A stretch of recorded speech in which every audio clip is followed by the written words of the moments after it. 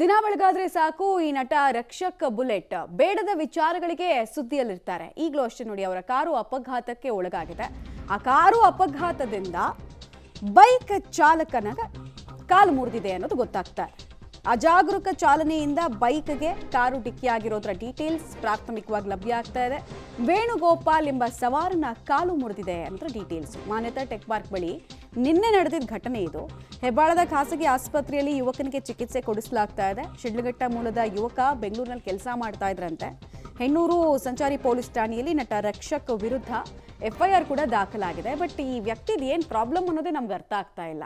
Cinema career ಕಡೆಗೆ concentrate ಮಾಡಿ ಅಂದರೆ ಬರೀ ಇಂಥ ವಿಚಾರಗಳಿಂದಲೇ ಸುದ್ದಿ ಆಗ್ತಾ ಇರುವಂತಹ ನಟ. ಈಗಲೂ ನೋಡಿ, ಮಾಡದ ತಪ್ಪಿಗೆ ಶಿಕ್ಷೆ ಅನುಭವಿಸ್ತಾ ಇರುವಂತಹ ಅಮಾಯಕ ಯುವಕನ ಕಾಲು, ಆತನ ಸ್ಥಿತಿ ಹೇಗಿದೆ ಅಂತ. ಆಮೇಲೆ ರ್ಯಾಶ್ ಡ್ರೈವಿಂಗು, ನಿರ್ಲಕ್ಷ್ಯದ ಚಾಲನೆ, ಈತನ ಮೇಲೆ ಇರುವಂತಹ ಆರೋಪ. ಈಗ ಕಾಲ್ ಮುರಿದಿದೆ ಅಂತಂದ್ರೆ ಇನ್ನೊಂದು ಕನಿಷ್ಠ 2-3 ತಿಂಗಳು ಆತ ಕೆಲಸಕ್ಕೆ ಹೋಗಕ್ಕಾಗಲ್ಲ. ಎಲ್ಲ ಶಿಡ್ಲಘಟ್ಟದಿಂದ ಬಂದು ಬೆಂಗಳೂರಲ್ಲಿ ಕೆಲಸ ಮಾಡ್ತಾ ಇದ್ದಂತೆ. ಅಂದ್ರೆ ಅನಿವಾರ್ಯತೆ ಕೆಲಸದ ಎಷ್ಟಿತ್ತು. ಈಗ ಅವ್ರ ಕುಟುಂಬಕ್ಕೆ ಯಾರು ಇದು ಇನ್ಶೂರೆನ್ಸ್ ಅದು ಇದು ಕ್ಲೇಮ್ ಆಗುತ್ತೆ, ಇಲ್ಲ ಅಂತಲ್ಲ. ಆದ್ರೂ ಅದೊಂದು ಊನ ಆಗಿರ್ತಕ್ಕಂಥದ್ದು ಯಾರು, ನೋವು ತಡೆಯೋರು ಯಾರು? ಆಮೇಲೆ ಮೆಡಿಕಲ್ ಆಗಿದೆಯಾ ರಕ್ಷಕ್ಗೆ ಅಂತ ನೋಡ್ಬೇಕು. ಬರೀ FIR ಮಾಡಿದಾರಾ ಅಥವಾ ಮೆಡಿಕಲ್ ಎಕ್ಸಾಮಿನೇಷನ್ ಮಾಡಿದಾರಾ? ಮಾಡಬೇಕು ಆಕ್ಚುಲಿ, ಅದೆಲ್ಲ ಗೊತ್ತಾಗಬೇಕಲ್ಲ.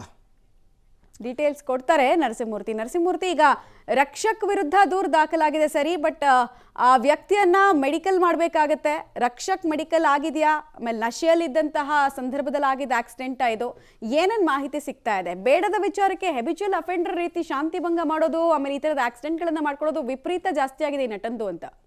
ಮಮತಾ, ಇತ್ತೀಚೆಗೆ ನಟ ರಕ್ಷಕ್ ತೀರಾ ಇತ್ತೀಚೆಗೆ ಪ್ರಥಮ್ ಜೊತೆ ಆ ದೊಡ್ಡಬಳ್ಳಾಪುರದಲ್ಲಿ ನಡೆದಂತಹ ಆ ಘಟನೆ ಸಂಬಂಧ ಅವರು ಕೂಡ ಅಲ್ಲಿ ಸ್ಥಳದಲ್ಲಿ ಇದ್ರು ಅನ್ನೋ ಮಟ್ಟಿಗೆ ಒಂದಷ್ಟು ಆರೋಪಗಳು ಕೇಳಿ ಬಂದಿದ್ವು. ಅದಾದ ಬಳಿಕ ಇದೀಗ ಮತ್ತೆ ನಿನ್ನೆ ಒಂದು ಆಕ್ಸಿಡೆಂಟ್ನಲ್ಲಿ ರಕ್ಷಕ್ ಭಾಗಿಯಾಗಿರೋದು, ಆತನ ಮೇಲೆ ಇದೀಗ ಹೆಣ್ಣೂರು ಸಂಚಾರ ಪೊಲೀಸ್ ಠಾಣೆಯಲ್ಲಿ FIR ಕೂಡ ದಾಖಲಾಗಿದೆ.